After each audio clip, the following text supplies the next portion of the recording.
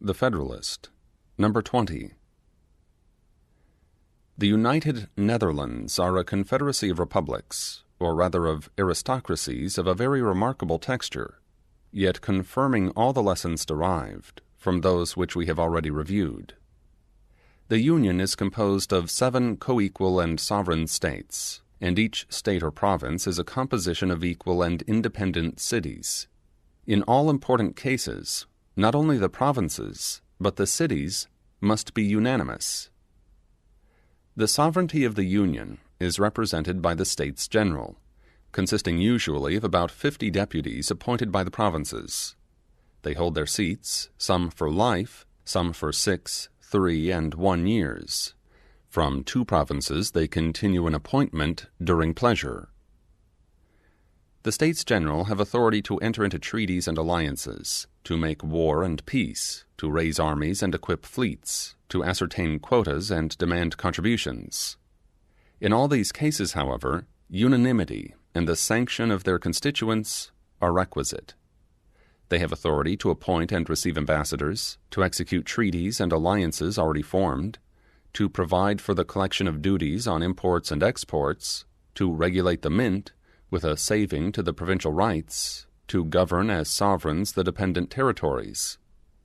The provinces are restrained, unless with the general consent, from entering into foreign treaties, from establishing imposts injurious to others, or charging their neighbors with higher duties than their own subjects. A Council of State, a Chamber of Accounts, with 5 colleges of admiralty, aid and fortify the federal administration. The executive magistrate of the Union is the stadtholder, who is now an hereditary prince. His principal weight and influence in the Republic are derived from this independent title, from his great patrimonial estates, from his family connections with some of the chief potentates of Europe, and, more than all perhaps, from his being stadtholder in the several provinces, as well as for the Union, in which provincial quality he has the appointment of town magistrates under certain regulations, executes provincial decrees, presides when he pleases in the provincial tribunals, and has throughout the power of pardon. As stadtholder of the Union, he has, however, considerable prerogatives.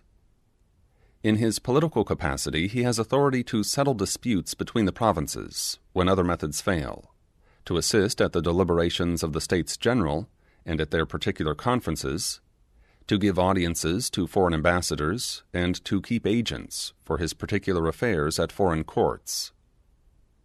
In his military capacity he commands the federal troops, provides for garrisons, and in general regulates military affairs, disposes of all appointments from colonels to ensigns, and of the governments and posts of fortified towns.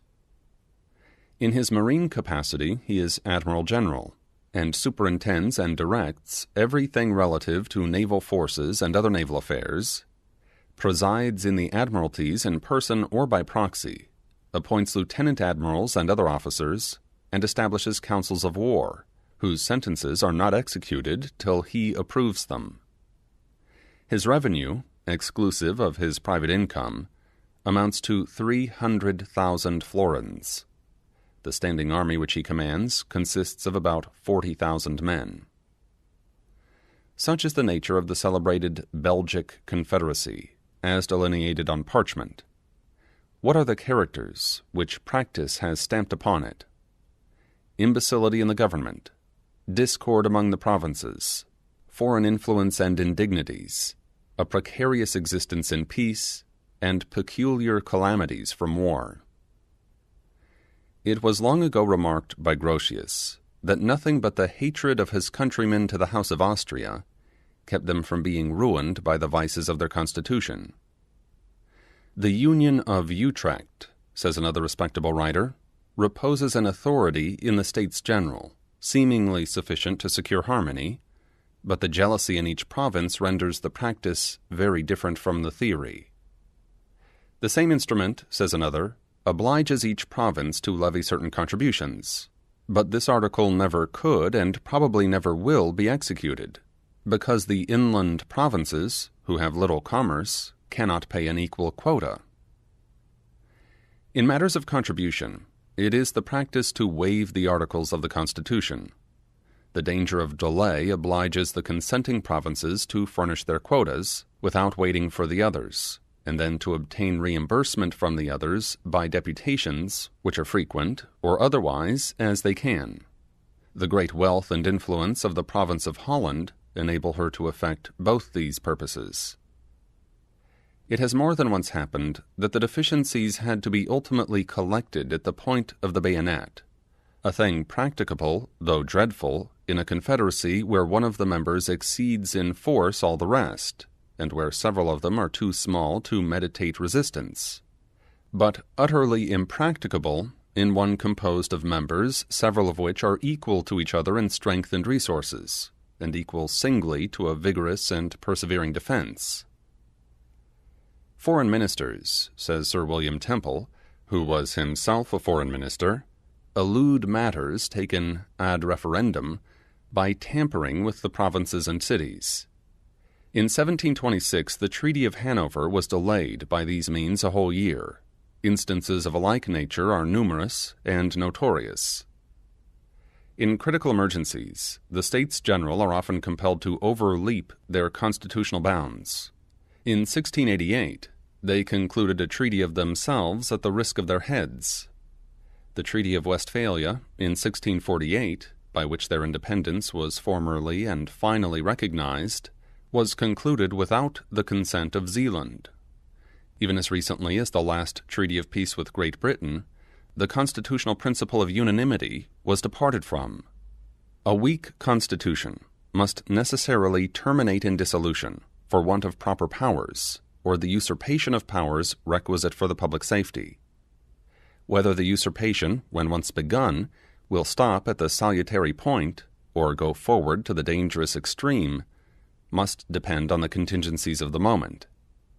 Tyranny has perhaps oftener grown out of the assumptions of power called for on pressing exigencies by a defective constitution than out of the full exercise of the largest constitutional authorities.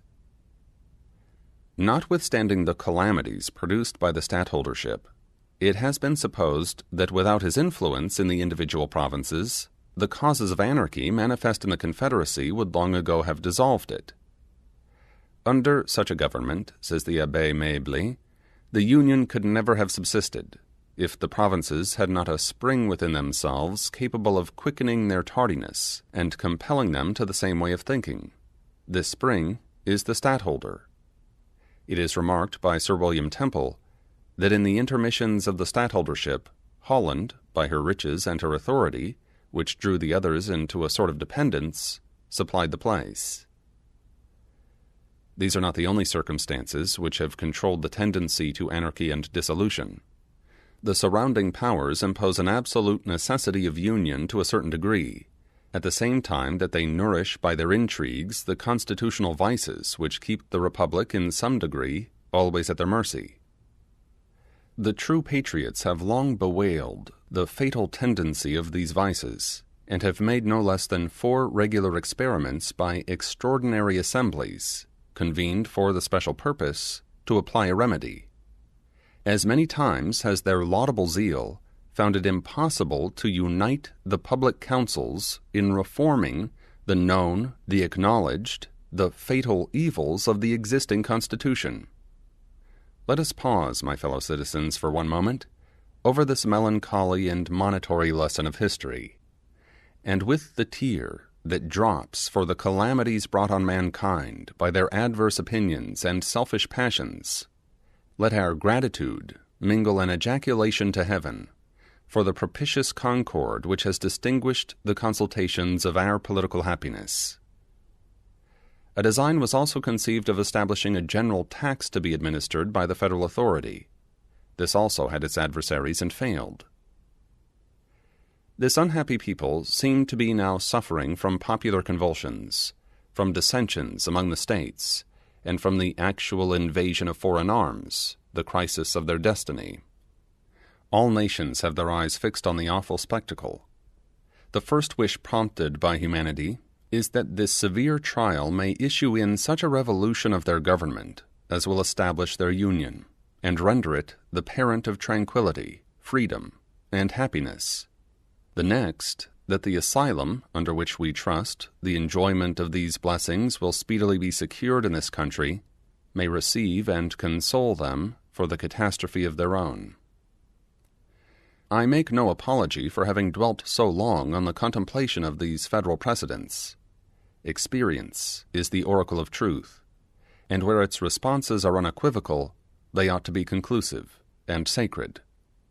The important truth, which it unequivocally pronounces in the present case, is that a sovereignty over sovereigns, a government over governments, a legislation for communities, as contradistinguished from individuals, as it is a solecism in theory, so in practice it is subversive of the order and ends of civil polity, by substituting violence in place of law, or the destructive coercion of the sword in place of the mild and salutary coercion of the magistracy.